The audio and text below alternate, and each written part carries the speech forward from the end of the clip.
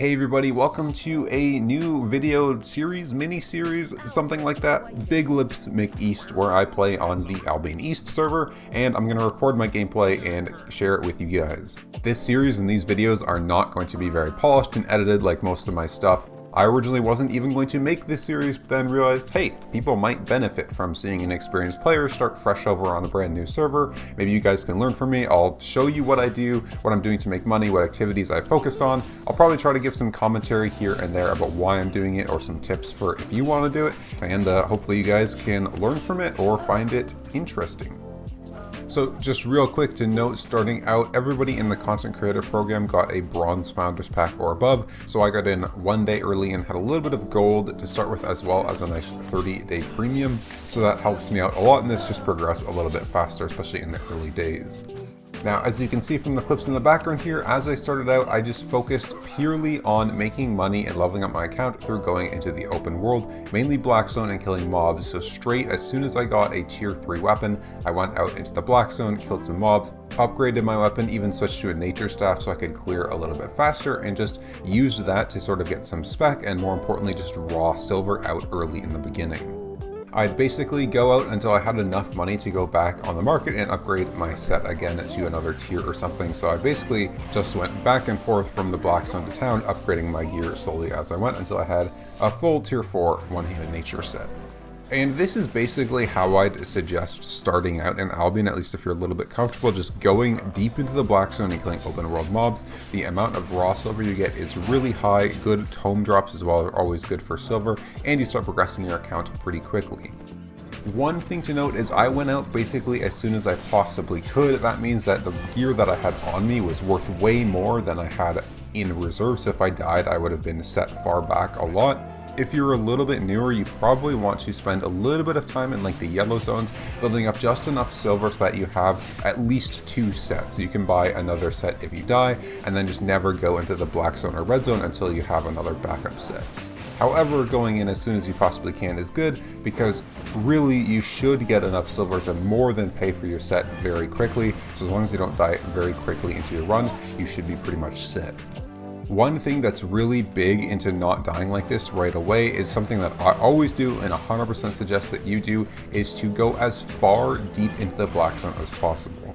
As you go farther and farther away from the portal zones, the amount of people just playing in those Black Zones goes down significantly, and almost more importantly, the players that are out there specifically looking to gank and kill other players that have the builds that are good for catching other players are again going to be focused around the portal zones, because that's where most of the people are. As a result, you stay much safer if you just go as far away from the portal zones as possible. My suggestion and the way I do it is I take the invis juice as I'm leaving the portal city. I get as far as I can with that invis juice, and then I basically try to make my way to a target zone that's relatively deep in the Black Zone. So early on, that's typically like a tier 5 zone that's pretty close to the inner ring, and then I sort of kill mobs along the way as I'm sort of walking to it. Now, if you're only trying to make like 10k silver for like your first set of like tier 3 weapon and offhand, then you probably don't want to go all the way out that far, because it will take more time. You can probably risk the portal zones there, but if you're doing any like significant amount of farming, just go as deep as possible. They are so much safer than the portal zones and the surrounding zones. So I did that, basically went out deep into the Black Zone and farmed open world mobs until I had around, I would say 500k to a million worth of silver. It's kind of hard to tell with the money in the market, and then I got sort of bored of it.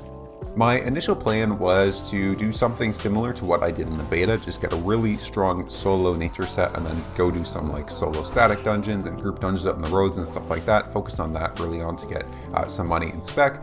But seeing how far people already were who had that 5-day head start and just getting bored of fame farming, I kind of decided to switch my plan. Instead of actually trying to really progress my account and get myself set up on the server, I just decided I'm just going to focus on my favorite activity of all time, which is solo ganking. Now, normally I'd go for like a one-handed spear build for this, but on high ping, one-handed spear is really not good. Anything with skill shots or that relies heavily on spacing is pretty rough on high ping. So I did a little bit of experimentation and decided on the normal quarterstaff as my gank weapon of choice. Now, before I just went out there and ganked, I decided to level it up a little bit, so I actually turned on learning points for combat specialist for the normal quarterstaff and spent about like I'd say 400 learning points just doing open world mobs, getting just a little bit of spec in it before I went to the red zone to try and gank.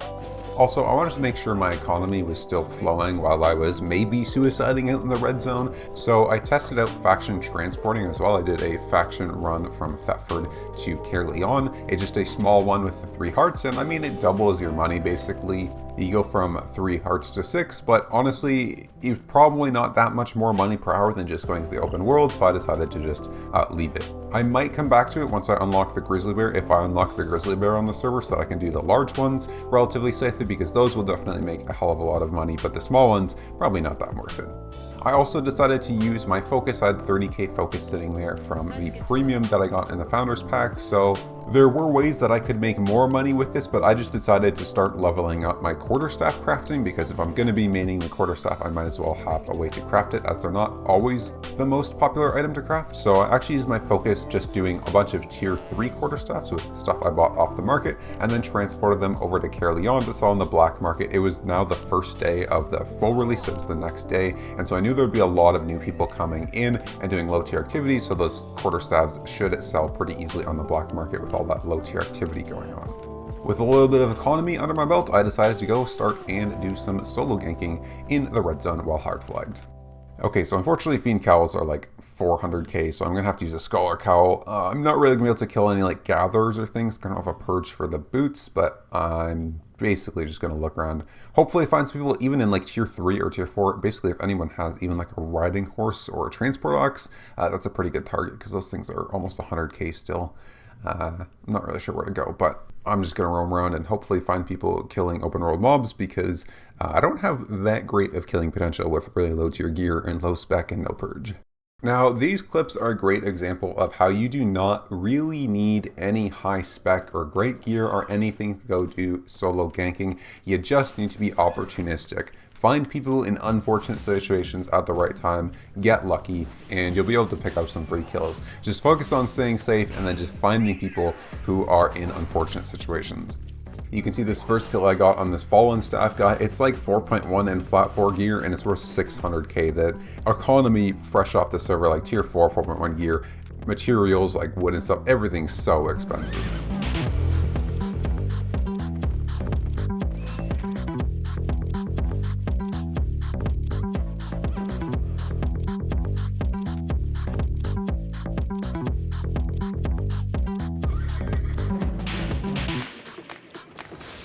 Whoa, whoa, come on, bro. I spared your life. He's trying to kill me.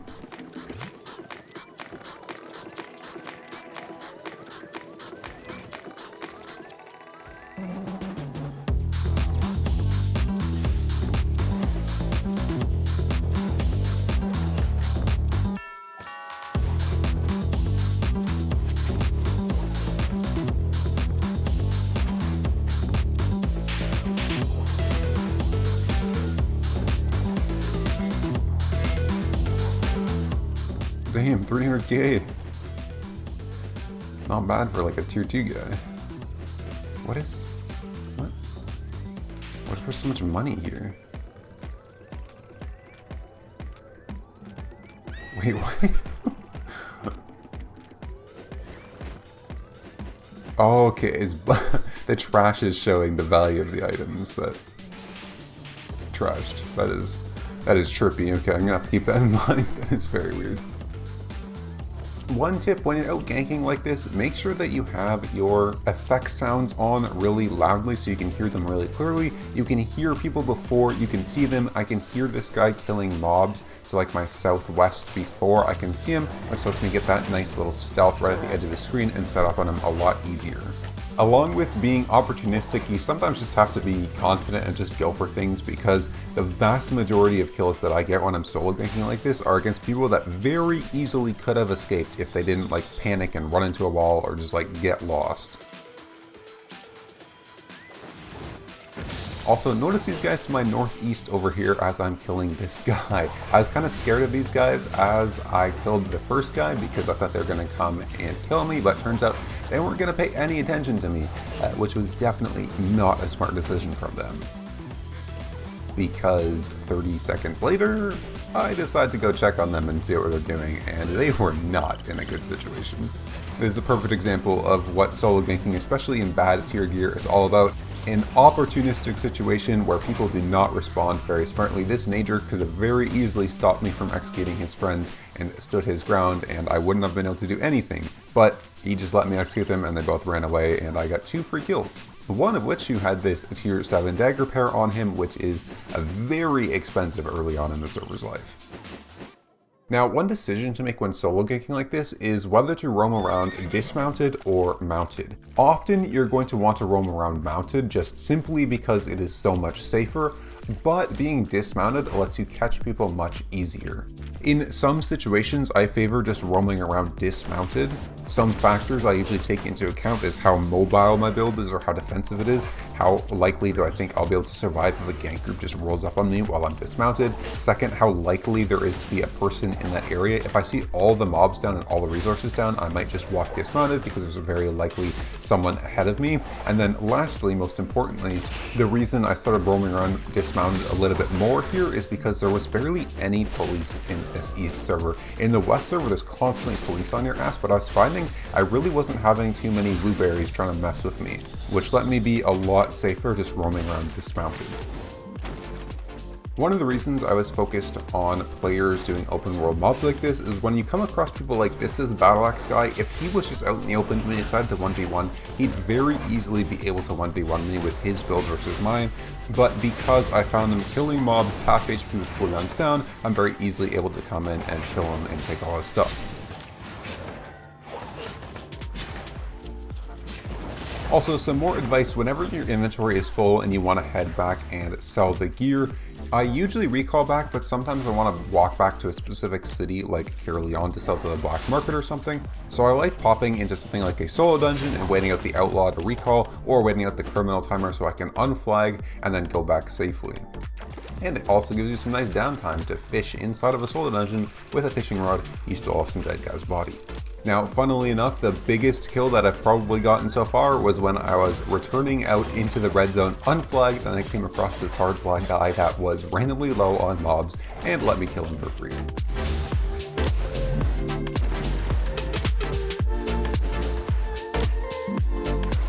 I have no idea what that guy was doing. He didn't even try to like mount up. Yeah, Death Giver. Oh man, I really wanted those Death Givers. I feel like those are gonna be so expensive right now, and they're tier 5 too. Oh, that's so unfortunate on the trash right there. I bet those would have been really expensive. 700k average. Oh my god, why did these have to trash? Of everything, that's more than the entire other loot combined. Oh, that is so unfortunate. And that's about where I ended day 2 of my playing day 1 of the official release. Not particularly well advanced in my Destiny board or my account progression, but I made around 2 million silver after selling all the stuff from Ganking. Probably have more than 2 million silver actually in stuff that's on the markets, but not a bad start for a few hours a day. Anyways, that's it for this video. I hope you guys enjoyed. I'll at least be making another episode on this series as I'm still actively playing the East server. Definitely going to be some more ganking in there, so I hope to see you there. Thanks for watching, and see ya.